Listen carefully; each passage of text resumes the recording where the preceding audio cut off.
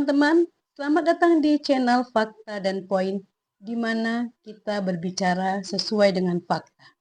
Dan faktanya hari ini, si Tifa mangkir di persidangan pembacaan dakwaan yang sudah direvisi oleh JPU. Dan untuk itu JPU meminta permohonan kepada Ketua Majelis Hakim agar mereka diperkenankan untuk melakukan wajib lapor kepada Tifa. Karena ketika Tifa diserahkan oleh Polda Metro Jaya kepada pihak JPU, sudah ada kesepakatan bahwa dia akan kooperatif, bahwa dia tanpa dipanggil pun harus hadir di persidangan. Dan nyatanya pada hari ini, dia mangkir. Dan Majelis Hakim juga menegur dengan tegas si Al-Katiri yang terus sibuk memotong ucapan Majelis Hakim, bahwa apapun keputusan dari hakim, Tifa harus dihadirkan pada persidangan yang diputuskan atau dijadwalkan pada tanggal 27 Agustus mendatang. Orang-orang kayak gini masih juga merasa diri mereka paling benar. Dulu nantang-nantang Pak Jokowi. Pak Jokowi nggak mungkin bisa hadir. Pak Jokowi sakit-sakitan. Kemana keberanian kau dulu Tifa yang sibuk nantang-nantang terus? Kenapa kau nggak hadir? Baiklah teman-teman, kita saksikan klip berikut ini bagaimana persidangan pembacaan dakwaan yang sudah direvisi terpaksa ditunda karena terdakwa tidak hadir atau mangkir.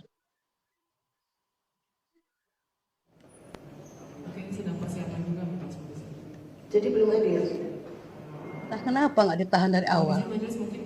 Rasakan kalian lah sekarang JPU. Majelis karena kami sudah melakukan pemanggilan secara patut pada hari Kamis tanggal 30 Juli 2026. Enggak, dalam Ular kok dikasih bebas. Terdakwa, saya menanyakan kepada saudara, terdakwa hadir atau tidak? Kalau tidak, dilakukan pemanggilan berikutnya.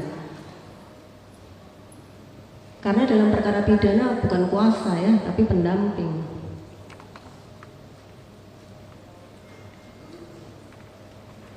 Mohon izin majelis sebagaimana persidangan sebelumnya, pada persidangan untuk perkara sebelumnya itu dinyatakan oleh terdakwa bahwa terdakwa akan bersedia hadir majelis, mohon izin tanpa dipanggil. Ya, nanti dipanggil kembali ya untuk persidangan berikutnya. Waktunya 1 minggu ya, cukup ya untuk memanggil terdakwa kembali. Sidang di mohon izin majelis, ya. Mungkin apabila berkenan untuk ditanyakan karena ada advokat yang hadir. Saya bertanya kepada saudara. Siap. Saudara yang menghadirkan, gitu ya. Jadi sidang ditunda hari Kamis tanggal 20.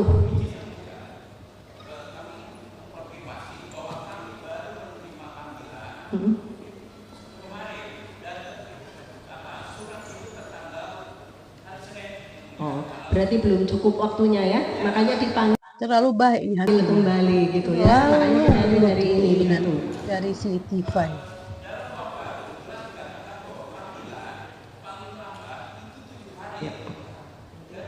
Izin kami sampaikan kondisi hari ini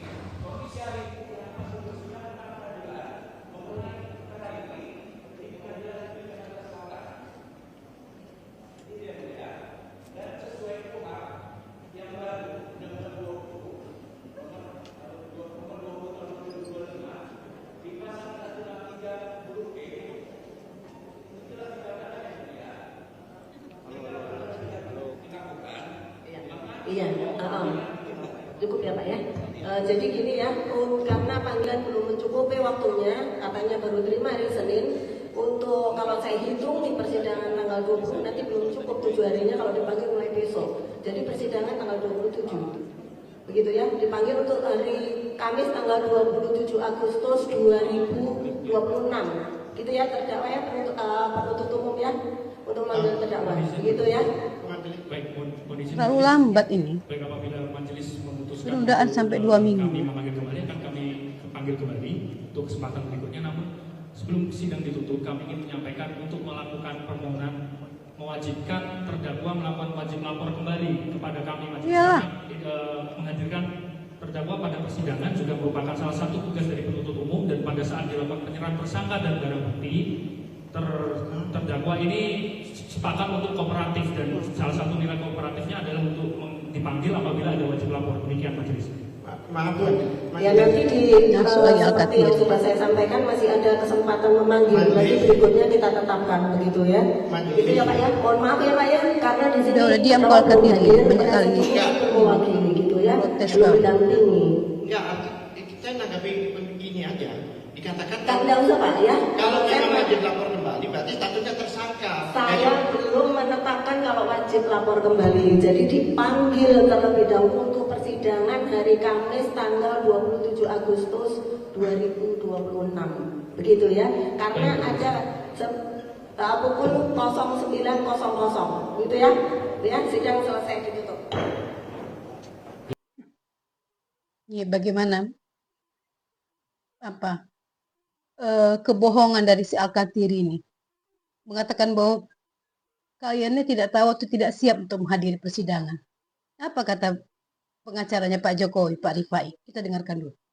Kalau betul undangannya tidak diterima secara patut dan layak, kok pengacaranya bisa hadir semua di sidang? Betul. Ya, seharusnya kalau memang tidak layak, tidak patut, ya tidak usah hadir semua. Ini kan juga menunjukkan satu sikap ambigu ya. Kalau di sisi lain mempersoalkan panggilan, tapi di sisi lain penasihat hukumnya hadir semua. Ya, jadi kembali lagi, kalau saya sih tidak melihat ini sebuah bentuk itikat baik ya dari Dr. Tifa khususnya.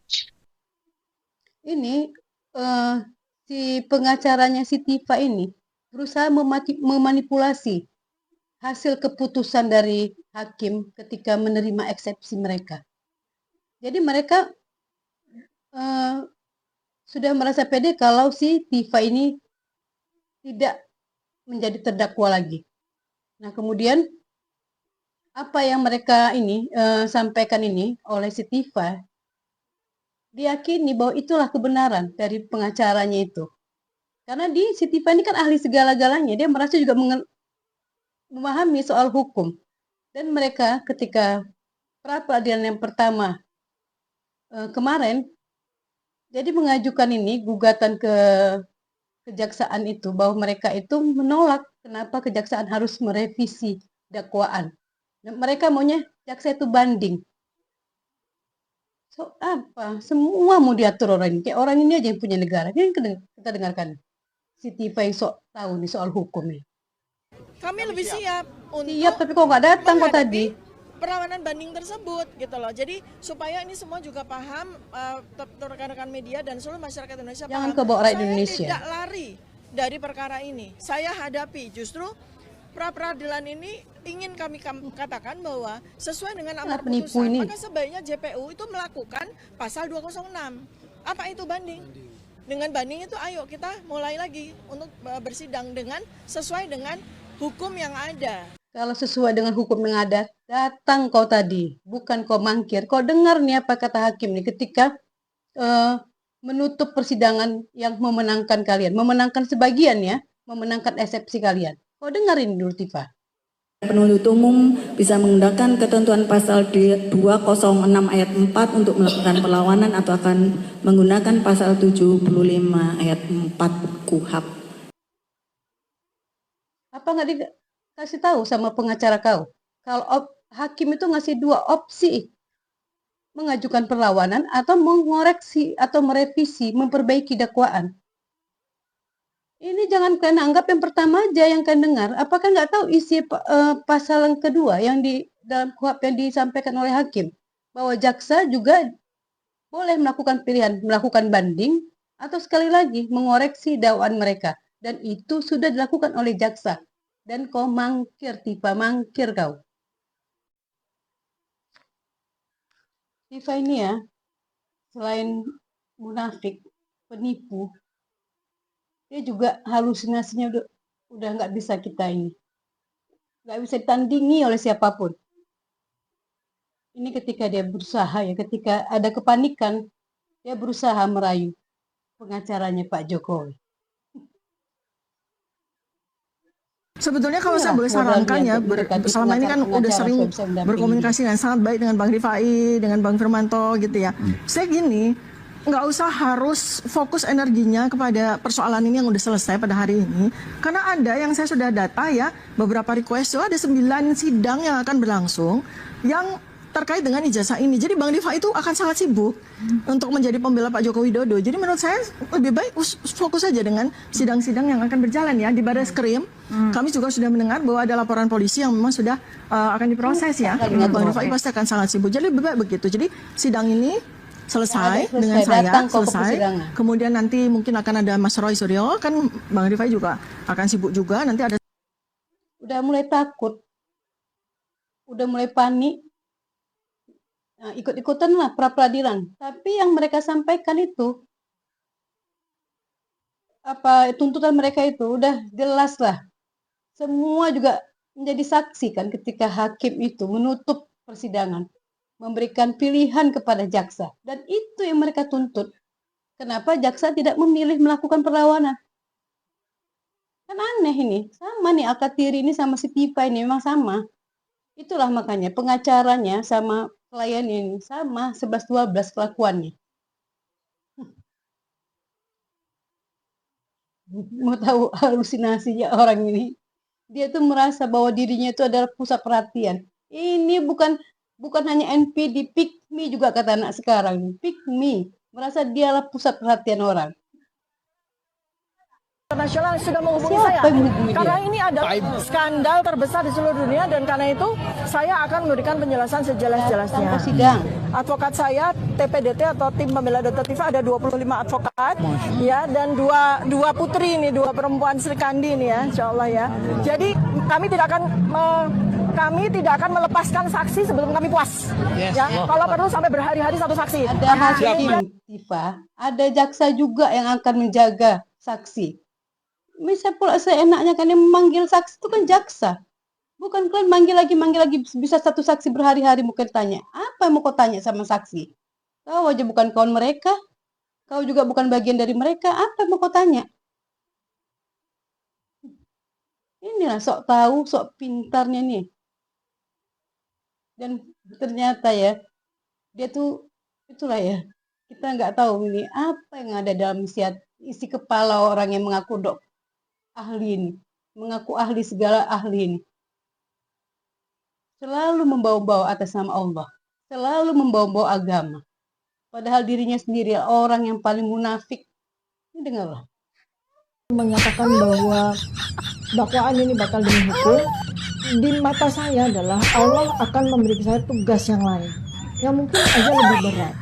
Mungkin bukan di area hukum seperti ini, karena tugasnya udah selesai ya. Dapat tugas dari Allah. Sejak kapan Allah menugaskan kau neliti ijazah orang, Tifa? Allah itu menugaskan kau itu melunasi utang kau sama kawan kau itu. Itu tugas kau. Jangan tugas kau menghina orang, memfitnah orang. Nggak ada itu tugas yang ditugaskan Allah sama hambanya seperti itu. Nggak pernah Allah menugaskan untuk meneliti ijazah orang. Dan dia juga berkali-kali melakukan pembohongan. Bukan hanya di depan publik, di media TV. Bahkan setelah di bawah sumpah pun, di sumpah Al-Quran, dia berani berbohong di persidangan. Kita dengar ini. Wallahi. Dia bersumpah di bawah Al-Quran. Demi Allah saya bersumpah. Saya akan memberikan keterangan. Saya akan memberikan keterangan. Yang sebenarnya. Menurut pengetahuan. Dan pengetahuan. Saya. Dengan sebenar-benarnya. Di bawah Al-Quran. Demi Allah. Tapi apa yang dilakukan? Adalah kandidat doktor, dua bidang ilmu. Yang pertama adalah ilmu kedokteran di Fakultas Kedokteran Universitas Indonesia tentang neuroscience behavior. Dan yang kedua, saya juga menjadi kandidat doktor pada bidang Fakultas Ilmu Sosial Ilmu Politik di Universitas Pajajaran. Dalam bidang neuropolitika.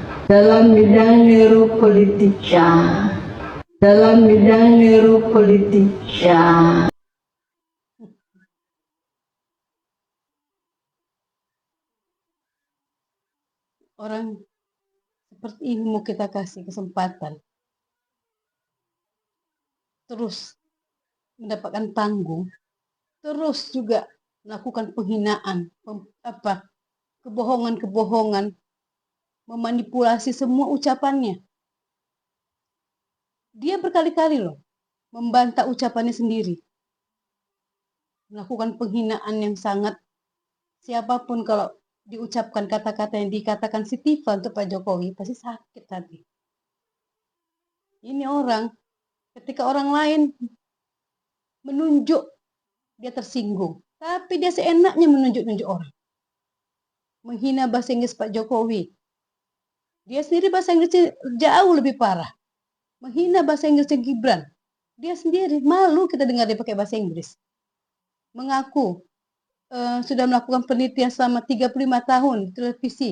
Tapi ketika di persidangan mengaku sudah jadi peneliti 25 tahun. Mengaku dipepet orang untuk melakukan RJ kepada Pak Jokowi dengan imbal 50 miliar. Siapa yang percaya orang kayak gini? Bodoh lah nggak kalau kau terima Tifa. Udah dapat duit kau, bisa bayar hutang kau, nggak di penjara kau. Kan bodoh itu kalau dia menolak. Sekarang, apa? Dia mengaku mendapat ancaman pembunuhan, mendapat kekerasan. Penyitaan aset. Penyitaan aset karena kau nggak bayar hutang kau sama kawan kau. Terus apa kau kaitkan dengan Pak Jokowi? Karena kau merasa berhadapan dengan orang nomor 1 di Indonesia. Yang kau, menurut kau, meskipun dia mantan presiden, tapi masih memiliki kekuasaan. Kau sendiri ngancam-ngancam Pak Jokowi. Kau bilang pendukung kau ada 3 juta. Dan siap akan melakukan kerusuhan kalau kau dihukum nanti. Jadi kayak gitulah teman-teman.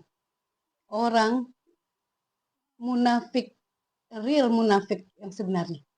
Menantang-nantang Pak Jokowi. Nanti Pak Jokowi sakit nggak kuat sidang. Dia yang nggak datang ke persidangan pertamanya untuk pembacaan dakwaan ulang. Alasannya apa? Nggak menerima surat. Surat dikirim hari Senin pun kan kami sidangnya.